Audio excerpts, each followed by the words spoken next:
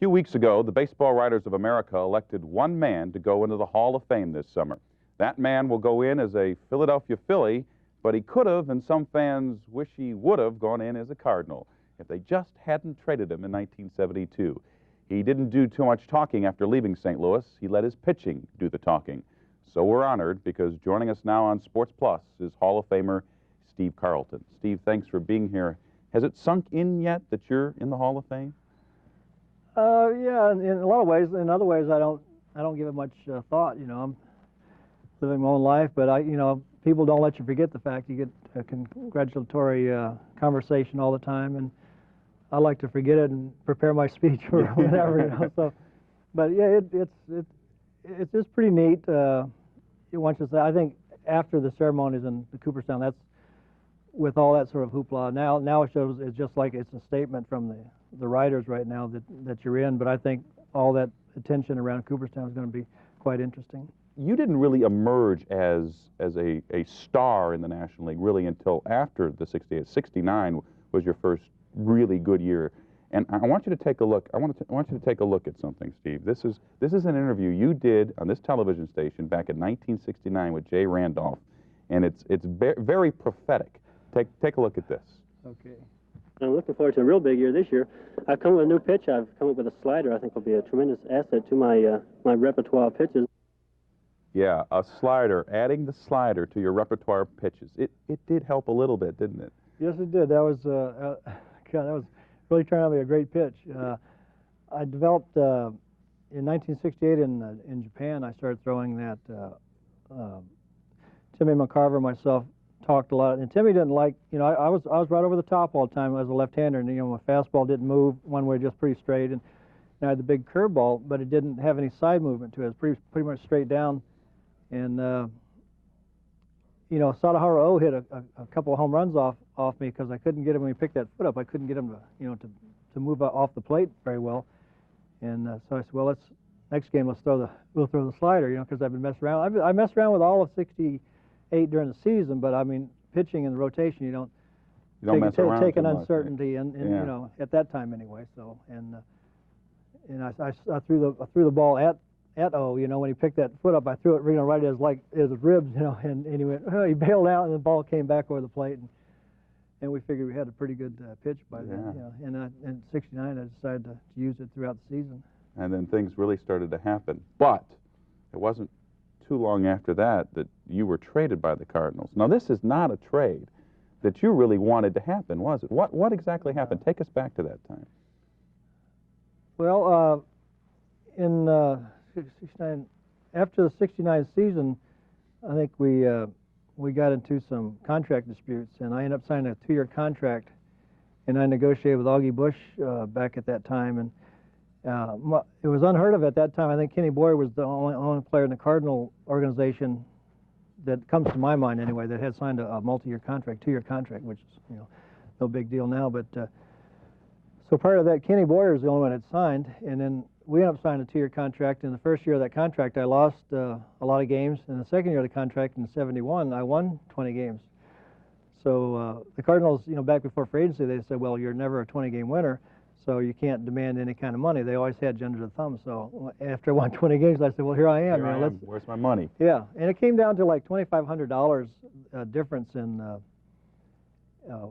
I wanted a little bit more than what they were willing to offer. We were maybe at $65,000 or something like that, and now players make that per at bat. That's right.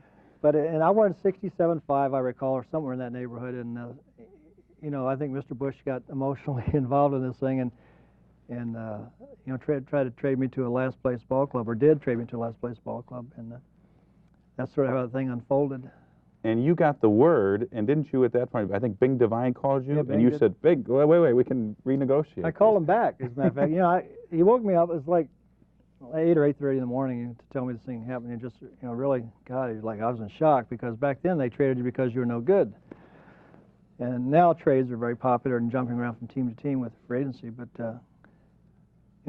I was really in shock. I didn't know what to do. My mind's just racing. As a matter of fact, I was supposed to leave that evening for spring training.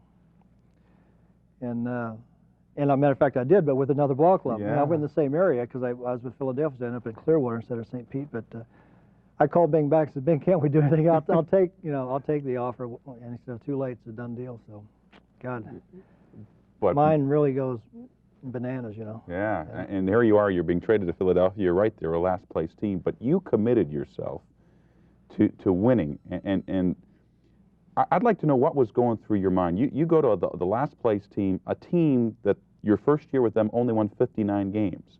They win 59 games. You win 27 games on that last place team. I mean, how does that's unheard of in Major League Baseball. You just decided to take it upon yourself to just do what you could and stay within yourself. Isn't that right? Well, when I got into this mental training back in,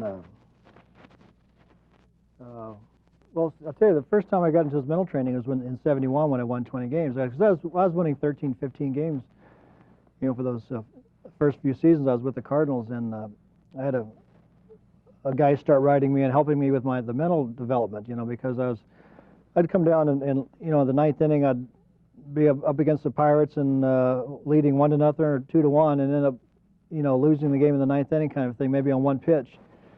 And so mentally I was more capable or more mature and more capable of handling those types of situations because I became mentally tough as as just the exterior portion or the physical. And as soon as I applied that, my production picked up 5, 6, 7 games. I won 20 games the first year I applied it. So in the winter of '70, I applied my thinking to '71. Okay, so I accomplished that goal of 20 victories. So the following year I was going to win 25 games with the Cardinals. And that's what my goal was. After '71, I started thinking of 25 games in 1972. But when the opening day of spring training, they trade me to a last place ball club, and I go, oh my God, there goes my goals. Goal, everything I've applied mentally to this. And I for the first week in spring training, I'm down reevaluating. Should I change what I've done for the last 4.5 months mentally? And I came to the conclusion after about a week of, mulling over that in my mind, that I was just going to keep my 25 games, and I became very entrenched mentally. I was so focused that year. And actually, I surpassed that my goal of 25 and with the last place ball club. And part of that focus was eliminating the media and the writers and television, wasn't it? Not in '72. I didn't do that. No. I mean afterwards. It became sort of a nuisance to you, and you wanted to concentrate on baseball. Am I right, or am I? In a lot of ways, that's true. Some of the press was not too kind, and I watch other guys say, almost get in a fight with a writer, and the next day they'd be buddies. I said, well, that was sort of hypocritical to me. I said, and I watched this, and I watched the situation I was going through, and I figured, well, and it wasn't one incident, never is. It was a multitude of things that took place. And I said, well, in one particular night, I remember talking to a guy one-on-one for like 20 minutes. The next day, he didn't write anything that I'd given my 20 minutes of. I thought that was valuable time to me. And I said, well, this is silly. I mean, if they want to do what they want to do, and I'll just let them write what they want to write and put my name to it. Just don't waste my time. So, kind of about that point, with this other backlog of things going on, I decided, well, I'm not going to speak to the media. That was another one of those. Well, if that's bothering me, let me put cotton in my ears and let me eliminate this. So, with my theory developing at that time on how to go about this, the media was just another obstacle, so I eliminated it, and it forced me to perform better because I knew they'd be shooting for me. So I worked harder, focused better. I paid more attention to what I had to do on the field. So it actually was an asset in a reverse sort of way. I made a negative into a positive. Yeah, well, that's why this is sort of neat to get to sit and talk to you right now and listen to what you were going through mentally at that time. And now you got to make in July at Cooperstown a speech, and a lot of people haven't heard Steve Carlton speak too much. How about a statement? This speech is like, this. The statement. But a lot of these guys get up there and they go for, half an hour, they do. 20 minutes. Well, have you thought about what you might say at Not really. A few things I've been mulling over, people I'd like to, thank and situation, because you never do it by yourself. It's always, when you're a team sport, which, baseball is, you're not going to strike everybody out. So when they hit it, somebody's got to, pick up your mistakes. Sure. So I mean this couldn't happen without those types of people in my life. So and I played with some great ones. And, I mean, you think about going back to the Cardinal days with Gibson and Flood and Brock and Kenny Boyer, you talked about Cepeda, Mike Schmidt, Pete Rose, and Joe Morgan, and all those guys you played with Philadelphia. Those were some pretty great players you got a chance to play with. I've been very fortunate, and I've been in 4 World Series, a lot of postseason play. So, and some guys never reach that. They're unfortunate to be with teams that never develop into something, and so I'm sort of blessed in a way to be with so many talented players throughout my career. It looks like you're still in enough shape right now. You could go out there and pitch today.